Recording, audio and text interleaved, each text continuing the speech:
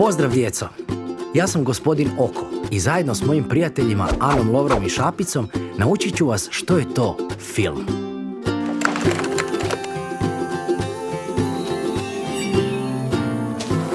Ana i Lovro dobili su ideju da snime svoj crtić.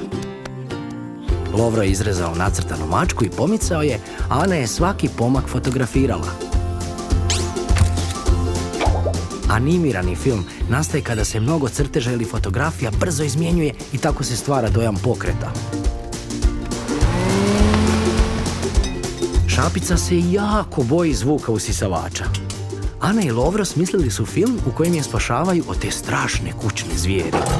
U igranom filmu ljudi glume likove iz priče. Priča može biti potpuno izmišljena ili temeljena na stvarnim događajima. Potom su ulovili Šapicu i nastavili isprobavati razne neobične načine snimanja. Eksperimentalni film istražuje nove ideje i postupke u stvaranju filma. Druga riječ za eksperiment je pokus.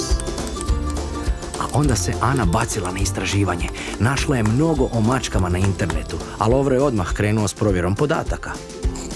Obrazovni film pomaže nam da nešto novo naučimo i često se koristi u školi. Ana je zamislila film o životu kućne mačke. Snimali su sve što Šapica radi i ono što najviše voli – maženje. Dokumentarni film istražuje i prikazuje stvarne ljude, životinje i događaje. Sjetili su se. Ana će isplesti ogrlicu za Šapicu, a Lovro će osmisliti reklamu za njezin proizvod. Vunene ogrlice za mačke. Propagandni film je kratak film koji nas poziva da nešto kupimo.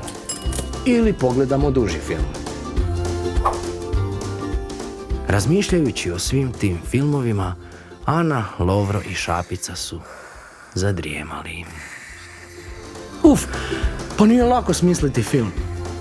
Draga djeco, vidjeli smo da je film umjetnost koja koristi sliku, zvuk i priču. A zajedno smo upoznali različite filmske rodove. Koje?